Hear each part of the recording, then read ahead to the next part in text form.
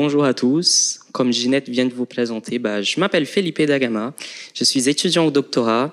Et aujourd'hui, c'est avec un grand plaisir que je vais vous parler des autoroutes du cerveau. Mais avant de commencer ma présentation, j'aurais bien aimé vous demander une faveur. Levez-vous, s'il vous plaît. Allez-y. Ça va être rapide. Maintenant, vous allez tous vous asseoir. C'était très rapide. Je vous ai dit.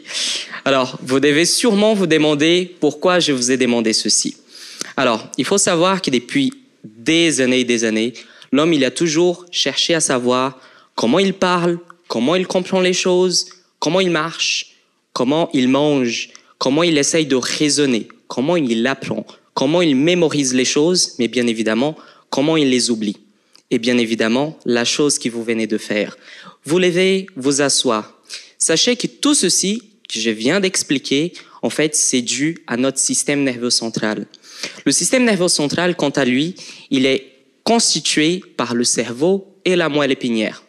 Il faut savoir que le cerveau, c'est vraiment l'organe qui va orchestrer tous les mouvements, toutes les actions que nous réalisons à tous les jours.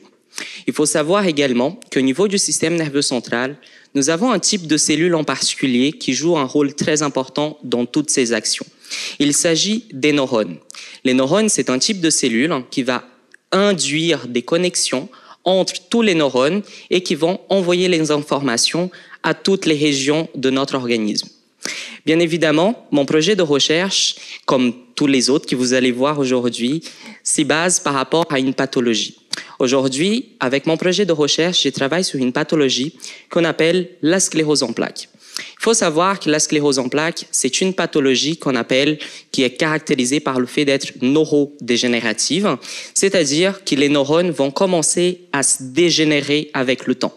En d'autres mots, ça veut dire que les neurones vont commencer à se dégrader, à être endommagés avec le temps. Donc, avant de parler davantage sur la sclérose en plaques, je vais vous parler sur le cerveau.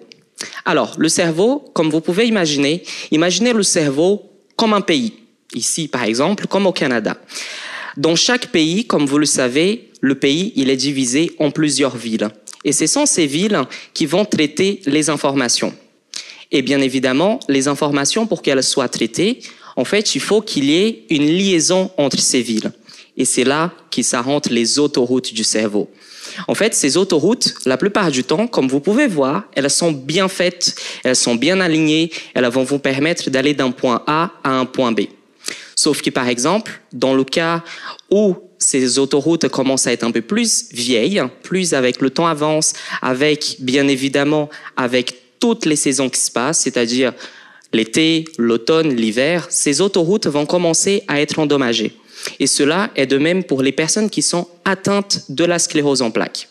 En d'autres mots, de manière très rapide, ce qui va se passer pour les personnes qui sont atteintes de la sclérose en plaques, c'est que les neurones vont commencer à être endommagés. Imaginez par exemple, vous essayez d'aller d'ici à Montréal. La plupart du temps, pour les personnes qui essayent de se déplacer de Québec à Montréal, ils vont souvent emprunter soit l'autoroute 40, soit l'autoroute 20. Mais imaginez que ces autoroutes, elles sont endommagées, elles sont bloquées.